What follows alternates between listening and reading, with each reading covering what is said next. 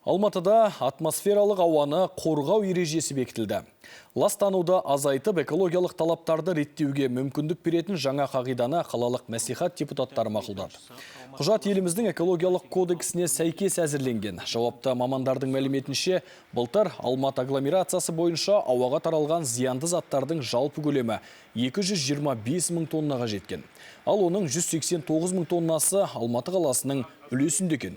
Бұл жағдайда жергілікті деңгейде нақты шараларсыз жақсарту мүмкін емес дейді сарапшылар. Айта кетейін, Алматы атмосфералық ауаны қорғауға кешенді тәсілді енгізіп отырған еліміздегі алғашқы қала. Бірден тез шешім қабылдап, бірден ауаны тазартсамыз деген дүние емес. Кезең-кезеңмен біз ол мәселеге келеміз.